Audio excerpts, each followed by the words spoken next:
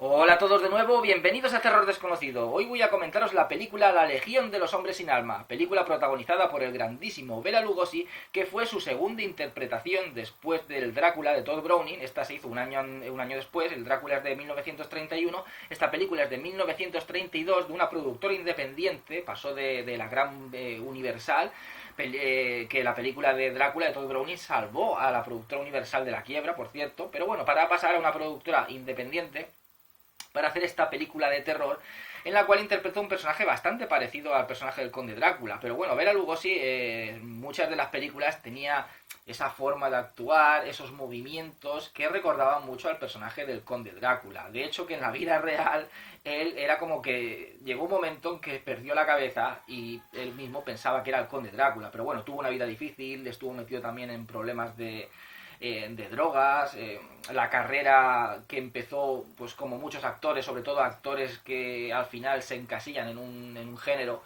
pues empiezan por todo lo alto y luego pues van cayendo en picado. Esto muchas veces afecta a muchas personas. En fin, tuvo ciertos problemas y al final era como que él mismo creía que era el Conde Drácula. Tenía de hecho que la capa original de Drácula y dormía incluso en un ataúd, o por lo menos esto es lo que se decía. En fin, entonces muchas películas, los personajes que interpretaba Bela Lugosi recordaban bastante pues esas maneras de moverse, esas actuaciones tan teatrales.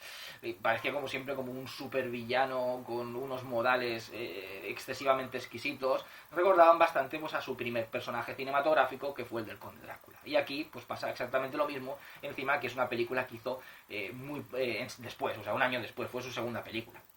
Bueno, esta es la primera película de zombies de la historia, pero no del zombie moderno, que es el que conocemos hoy día, que ese es el zombie que nos trajo George Romero a partir de La Noche de los Muertos Vivientes. Es decir, el zombie que hoy día conocemos, cuando a alguien le dicen qué es un zombie, pues dices el muerto viviente que devora carne humana, el muerto viviente caníbal. Ese es el zombie moderno que vino a partir de La Noche de los Muertos Vivientes de George Romero. George Romero lo que hizo fue una reinvención de ese personaje, de lo que es el zombie. Pero anteriormente el zombie en el cine venía de la mitología del vudú.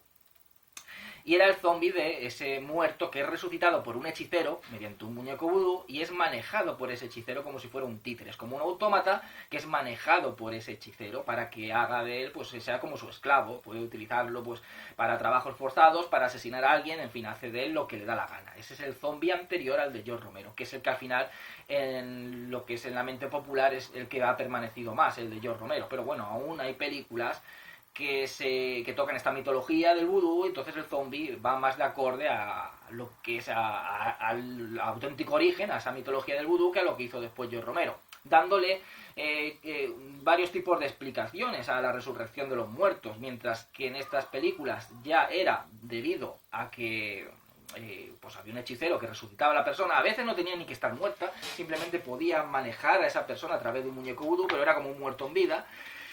Pero yo Romero, bueno, digamos que lo dejó abierto a muchas posibilidades. En su cine, quitando en la primera película, en La Noche de los Muertos Vivientes, que se especula con que puede ser por la radiación de un satélite que pasó por cerca de Venus y está pues cerca de la Tierra, y las ondas del satélite pueden resucitar a los muertos. Ya a partir de ahí ya no tenía ninguna explicación, simplemente los muertos resucitaban. Puede ser por un castigo de Dios para expiar nuestros pecados, como dicen en la segunda, cuando el infierno esté lleno, los muertos caminarán sobre la tierra. Pero no solamente tiene que ser por actos de brujería. El tema de la resurrección puede ser pues mediante métodos científicos, por ejemplo las películas de Reanimator o las de El regreso de los muertos vivientes. En fin, dio un abanico pues a una enfermedad, dio un abanico a muchos factores, y luego pues esos factores fueron aumentando pues a partir de que ya se mezclara el cine zombie con el cine de infectados. O sea, empezó el cine zombie siendo películas de un hechicero que puede resucitar a una persona y manejarlo, para luego convertirse en muertos que resucitan para devorar carne humana, a pasar ya a ser como una mezcla luego también con estos infectados, después de la película de Danny Boyle de 28 días después, que ya hoy día ves una película y no sabes si es un infectado, que alguien que ha cogido pues algún tipo de virus que se ha vuelto rabioso, o es un muerto viviente. Ya se han mezclado un poco estos conceptos. Pero en fin, película cuyo título original es White Zombie, Zombie Blanco, que lo tomó Rob Zombie, como nunca mejor dicho, Rob Zombie, el cantante de heavy metal, lo tomó para su grupo musical, Creo que era para su grupo musical o para el título de su primer álbum. La verdad es que no lo recuerdo bien. Creo que era de su grupo musical. No entiendo mucho de lo que es cantantes de heavy metal. Conozco más lo que es la filmografía de Rob Zombie, gran director, por cierto. Pero es una película que se ha convertido en una película de culto. Si bien en su día fue una película denominada de las menores, que se hicieron de terror en la época, ya que era la Universal la que lo abarcaba todo, y luego por ahí pues estaba también la RKO, que ya empezaba a dar un poco de competencia a la Universal. Esta pasó un poco como, no desapercibida, pero sí como siendo una película menor comparadas con otras de la época. Sin embargo, hoy día es una película de culto y es una auténtica maravilla. De hecho, que es una obra maestra del cine de terror.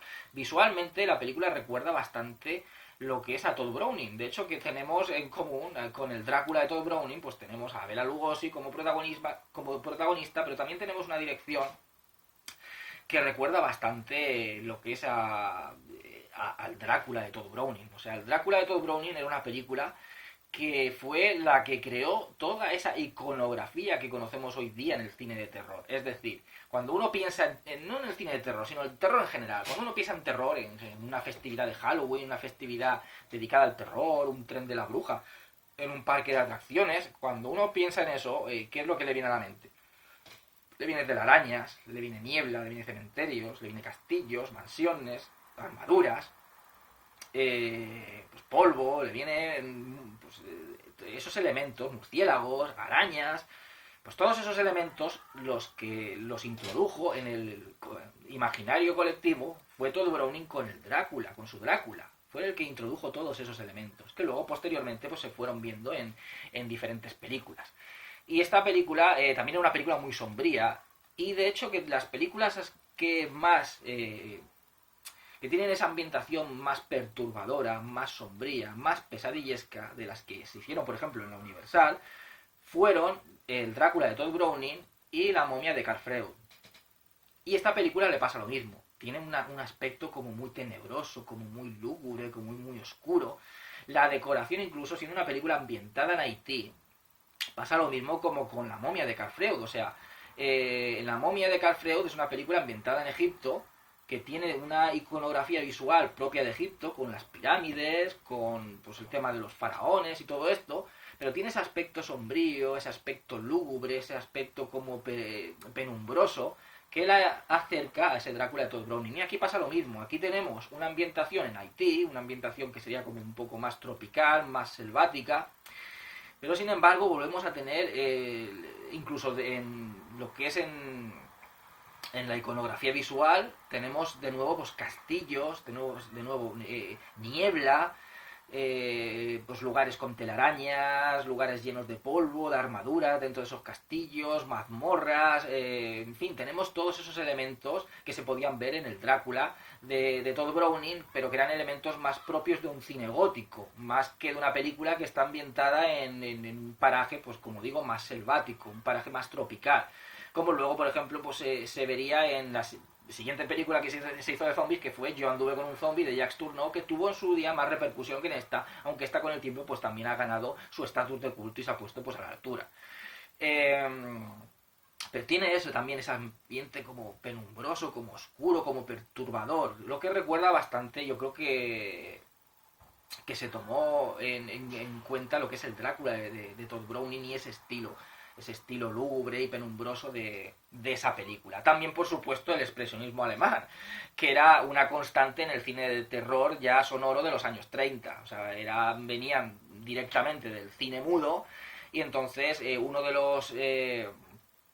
digamos, de los movimientos más importantes de ese cine mudo, sobre todo de ese cine de terror mudo, fue el expresionismo alemán, con películas pues como El gabinete del doctor Caligari, como películas como Nosferatu, y todo eso lo tomó como herencia ese cine ya de terror sonoro de la Universal, que era como esa evolución ya sonora a ese cine mudo. Entonces esta película también tiene mucho del expresionismo alemán, tanto en las interpretaciones, en el maquillaje, en la actuación de los protagonistas, en ese uso de luces y sombras, crear esas sombras más alargadas de los personajes o de cualquier tipo de pues el mobiliario, por ejemplo, del interior de una estancia, o incluso la propia estancia, el propio castillo, las sombras que producen, o sea, la utilización, ese juego de luces y sombras que tan buenos resultados dieron en ese cine mudo, sobre todo en ese cine expresionista alemán, también se utilizaba mucho en el cine de terror de la Universal. Recordemos que eran películas en blanco y negro,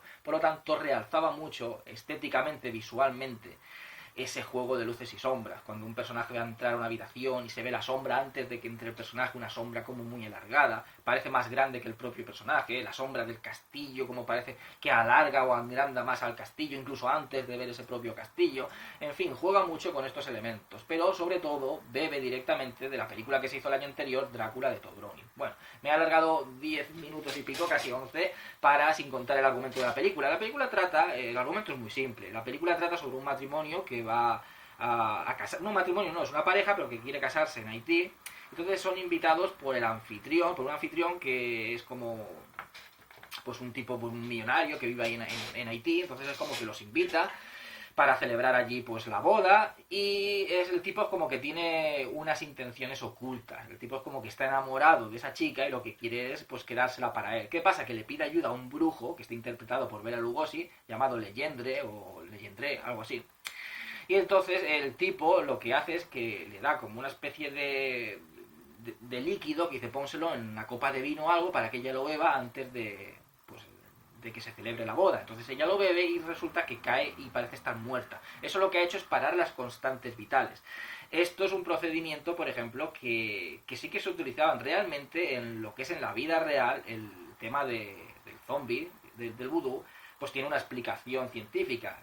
Hay una toxina, un veneno que proviene del pez globo, este que utilizan en Japón para hacer el fugu, creo que se llama, o de una salamandra que se encuentra en Sudamérica. Entonces es una toxina, creo que es tetratoxina, si no recuerdo mal el nombre. Es una toxina que hace como un polvo. Cuando te lo aspiran y tú absorbes ese polvo, elimina las células grises del cerebro, que son las células del pensamiento, del recuerdo, un poco las células más de la inteligencia, dejando tu cerebro anulado, pero dejando tus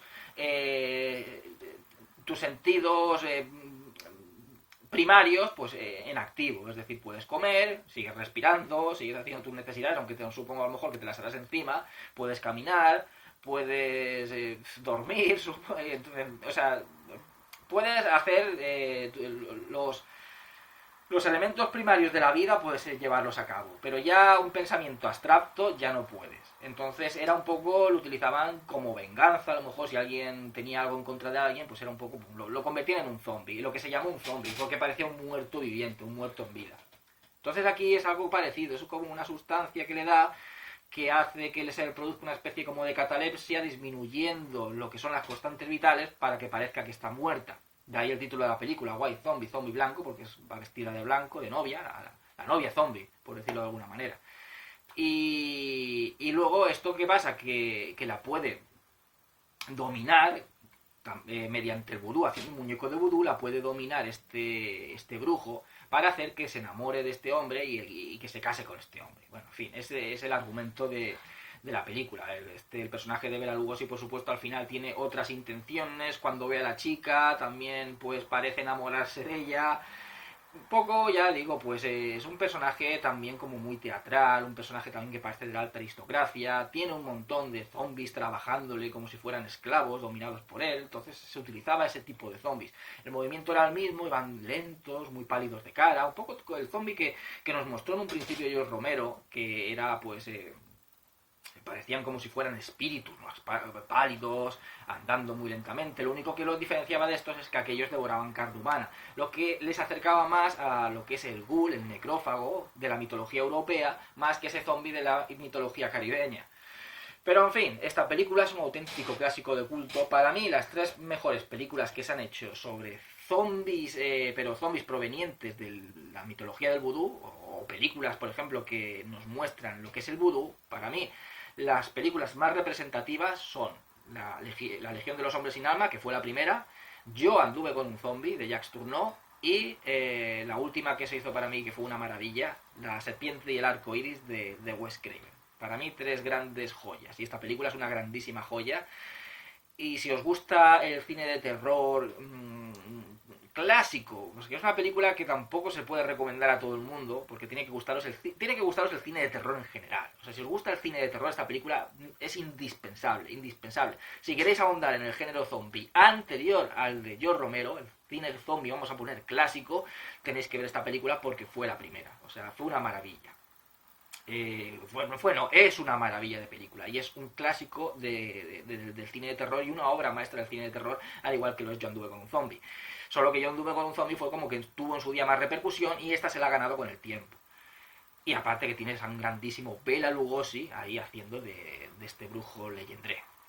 En fin, espero que os haya gustado el vídeo. Dentro de poco comentaré otra película, que seáis todos muy felices y hasta siempre.